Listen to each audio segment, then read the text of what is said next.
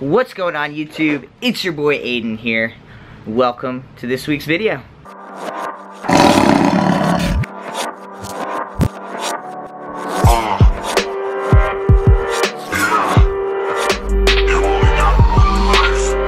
Alright guys, so I'm doing a little different approach with this video. Gonna like sitting on the floor, getting a little up close. You guys can see I'm tired.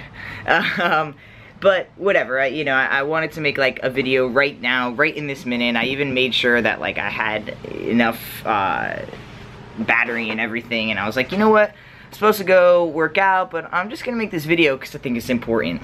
And so to make the to get the background of the story, I have people reach out to me and ask me to make like little videos, or for instance, okay, let's just put it this way.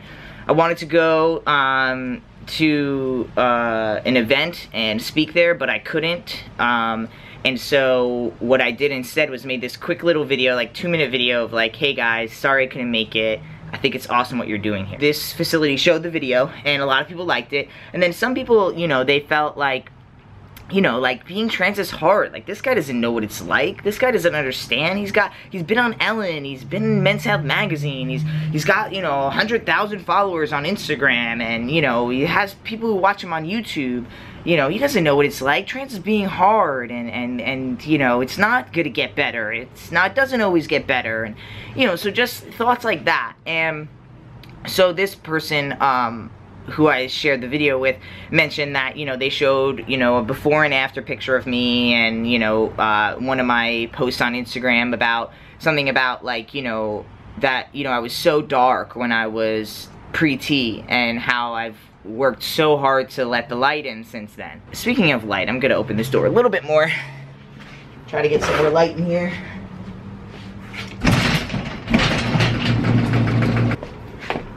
So hopefully the battery doesn't die before I get this video up.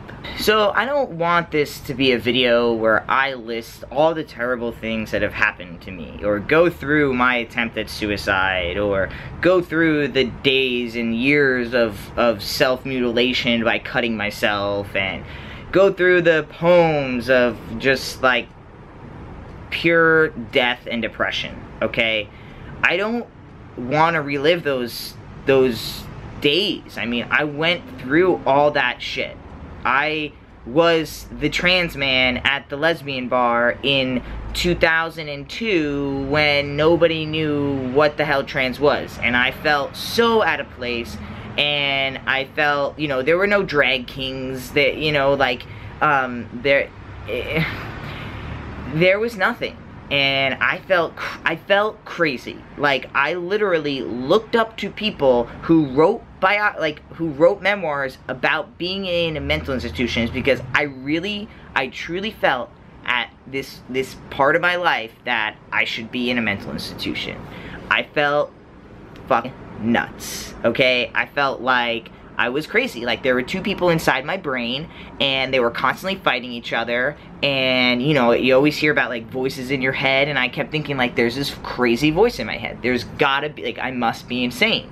So I looked towards other people who were clinically mentally ill, and I felt like, oh, well, at least they're, like, I felt strength from them. I was like, oh, well, they're confident enough to say that I have a mental disorder, and, they're going to get help, and almost like idolizing people with mental illnesses because they were getting help and attention, and they were, trying to get better. And I felt like, oh my gosh, that's me. Like, I must be mentally ill. I have to go to these institutions. I have to be put into a ward, because it's the only way I'm going to get better and get these voices out of my head.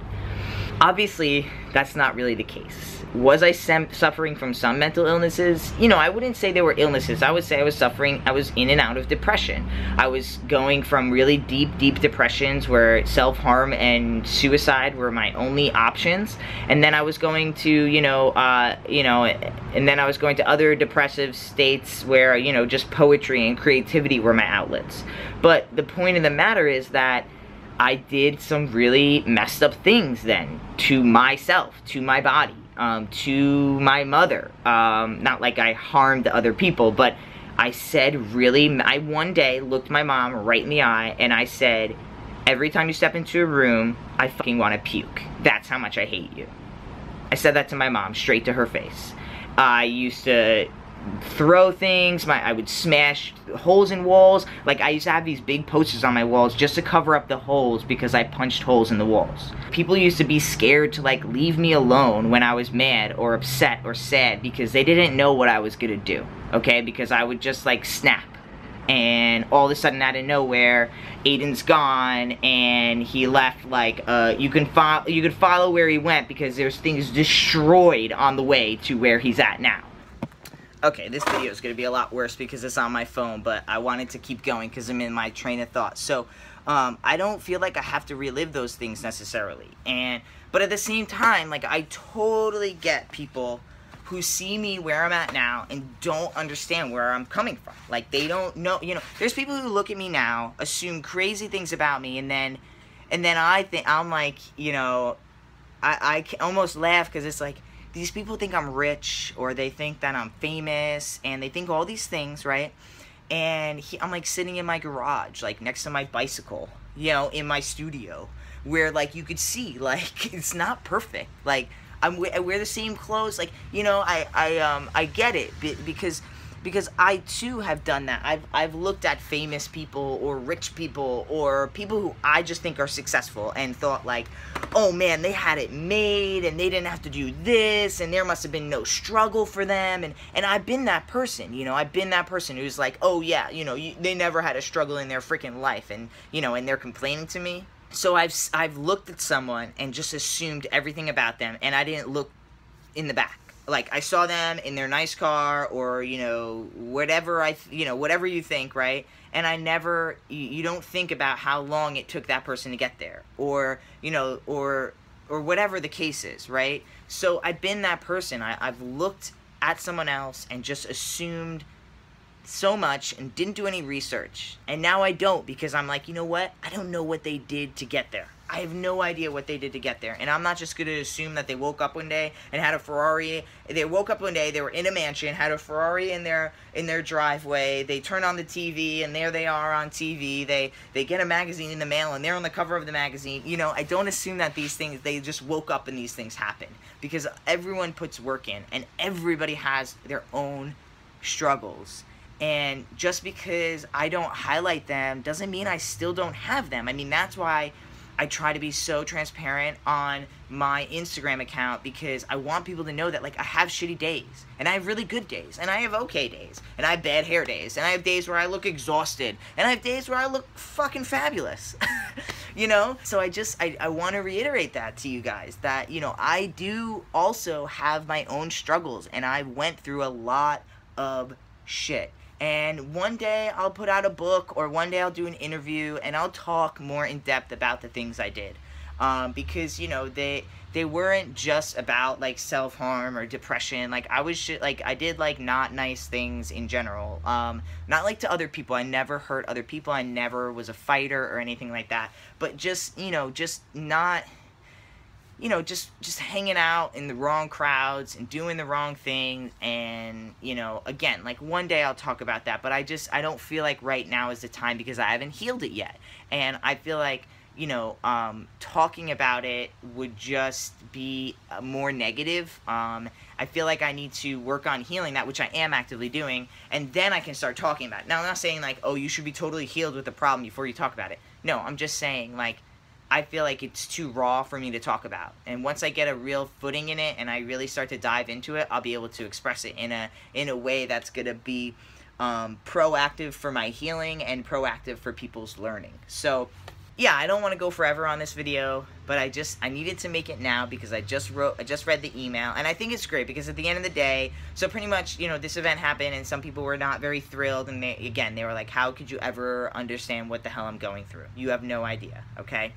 And I get it, because then I you know, let's just be honest, right? I read that email and I go, well, these people, they don't know nothing about me. They don't know what struggles I went through. How dare them just assume that, like, because you see me now, 7 years into my transition, okay, that, you know, I'm, like, I woke up like this one day, okay? When I transitioned, I woke up like this. So I get it. I get it. I get it. And I just want you guys all to know that I get it, and it's okay. And this is when it's okay, like, this also comes back to another thought that I have, like, just that, like, some people aren't gonna like you. And everything worked out great here. Like, everything worked out great. They ended up having a great conversation based off of the people not thinking that I could understand them. And everyone left happy. It was really good. Like, I don't want to be like, oh, I'm mad at them, so I'm making this video. Not at all. If anything, I just felt like, you know what? If these two people thought it, there's got to be other people who feel this way, too. And I want to just, you know, let people know that I get it. That's fine. I get it. See a picture of me, you think, man, this guy didn't have to do shit, okay? I get it. But I just want you to know that I did have to do a lot of shit. And I'm still having to do a lot of shit. So just remember that. I'm still in my own struggle. I'm still doing my own thing. I'm still trying to make my own rent. I'm still trying to pay my own bills. I'm still trying to get people to have me speak at their colleges. You know, I'm still, you know, I don't just wake up and, you know, shit rainbows. You know, although that would be awesome because I could probably, like, sell my rainbow shit. But that's another business. Yeah, so I'm going to end it here. I didn't want to talk this long, and I already did. But yeah, I just want you guys to know I get it. It's fine. It's okay. And it's okay if people don't like you, too. Like, I'm okay with people not liking me. That's fine. I know that my intention is there. I know that even if they don't like me, I want to help them. That's just because that's just who I am. And I'm not trying to say, oh, I'm better than them. Like, I have people I don't like. There's people I'm just like, I could do without them. So, okay, so that's the end of this video. Hopefully there was a point made here that you guys can all take home, and I appreciate everybody who listens to me rant and watches these videos and, you know, just shows their support. It's really awesome. I love it, and it's, you know, I get paid like $75 a month off of all these videos I do, but it's like so worth it. It's so worth it. So I really, really appreciate you all for watching and continuing to support me, and it means the world. So thank you from the bottom of my heart. Alright, I will catch you in the next video. I promise it will be a little bit more lighthearted. Peace.